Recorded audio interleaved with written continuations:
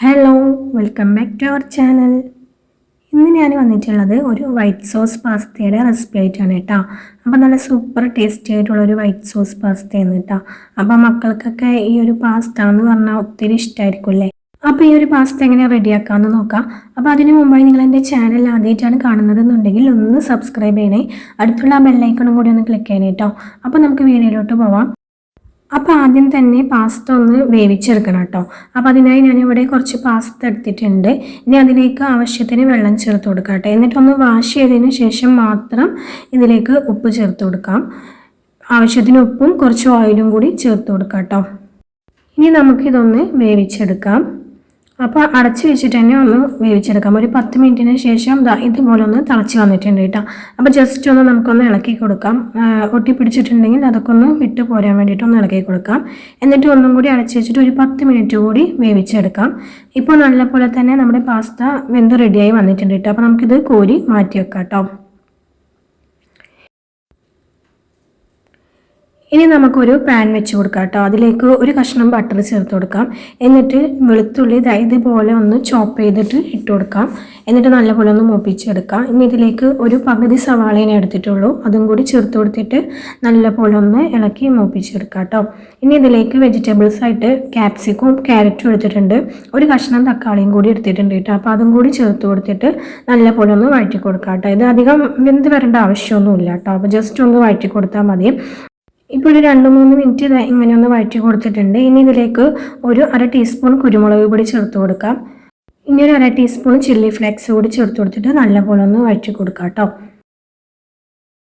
ഇനി ഇതിലേക്ക് ആവശ്യമായ ഉപ്പ് കൂടി ചേർത്ത് കൊടുക്കാം കേട്ടോ. എന്നിട്ട് നല്ലപോലെ ഒന്ന് ഒരു 2 മിനിറ്റ് കൂടി വഴറ്റി കൊടുത്തതിന് ശേഷം ഇത് നമുക്കിതിൽ നിന്നും കോരി മാറ്റാം കേട്ടോ. ഈ മസാല നമുക്ക് മാറ്റി വെക്കാം. ഈ ആ ഒരു പാനിലേക്ക് തന്നെ നമുക്കൊരു കഷ്ണം ബട്ടറും കുറച്ച് ഓയിലും കൂടി ചേർത്ത് കൊടുക്കാം കേട്ടോ. രണ്ടും സമമായിട്ട് എടുക്കാം. ഇനി ഇത് നല്ലപോലെ ഒന്ന് ചൂടായി വന്നതിന് ശേഷം ഇതിലേക്ക് 2 ടേബിൾ സ്പൂണോളം മൈദ ചേർത്ത് കൊടുക്കാം കേട്ടോ. എന്നിട്ട് നല്ലപോലെ തന്നെ ഒന്ന് മിക്സ് ആക്കി എടുക്കാം. ആ ഒരു ഓയിലിൽ നല്ലപോലെ ഒന്ന് ഇതൊന്ന് മിക്സ് ആക്കി എടുക്കാം. കൈ വിടാതെ ഒരു മിനിറ്റോളം ഒന്ന് നല്ലപോലെ തന്നെ ഒന്ന് ഇളക്കി കൊടുക്കണം കേട്ടോ. അപ്പോൾ ഈ ഒരു രീതിക്ക് ആയി കിട്ടും. ഇനി ഇതിലേക്ക് 1 കപ്പോളം പാല് ചേർത്ത് കൊടുക്കാം കേട്ടോ. എന്നിട്ട് നല്ലപോലെ തന്നെ കൈവിടാതെ ഇളക്കി കൊടുത്തുകൊണ്ടിരിക്കണം കേട്ടോ. അപ്പോൾ ഞാനൊരു 10 മിനിറ്റോളം ഇളക്കി കൊടുത്തിട്ടുണ്ടായിരുന്നു. അപ്പോൾ ഈ ഒരു രീതിക്ക് ആക്കിയെടുത്തിട്ടുണ്ട് കേട്ടോ. ഇനി നമുക്ക് ഇതിലേക്ക് ഒരു 1/2 ടീസ്പൂൺ കുരുമുളക് പൊടിയും ചില്ലി ഫ്ലേക്സും നേരത്തെ ചേർത്ത് കൊടുത്ത് അതേപോലെ തന്നെ ചേർത്ത് കൊടുക്കാം കേട്ടോ.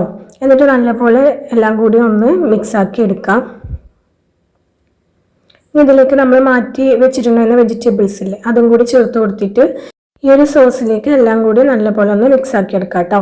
ഇനി ഇതിലേക്ക് ആവശ്യത്തിന് ഈ ഒരു സോസിലേക്ക് വേണ്ട ഉപ്പും കൂടി ചേർത്ത് കൊടുക്കാം കേട്ടോ. അതും കൂടി ചേർത്ത് കൊടുത്തിട്ട് നമ്മൾ ഡ്രൈ ആക്കി മാറ്റി വെച്ചിട്ടുണ്ടായിരുന്നില്ലേ പാസ്ത, അതിട്ട് കൊടുക്കാം. എന്നിട്ട് എല്ലാം കൂടി നല്ലപോലെ ഒന്ന് മിക്സ് ആക്കി എടുക്കാം. കഴിക്കാൻ നല്ല ടേസ്റ്റി ആയിട്ടുള്ളൊരു പാസ്തയാണ് കേട്ടോ. അപ്പം മക്കൾക്കൊക്കെ നല്ല ഇഷ്ടപ്പെടും കേട്ടോ ഈ ഒരു രീതിക്ക് ചെയ്ത് കൊടുത്താൽ.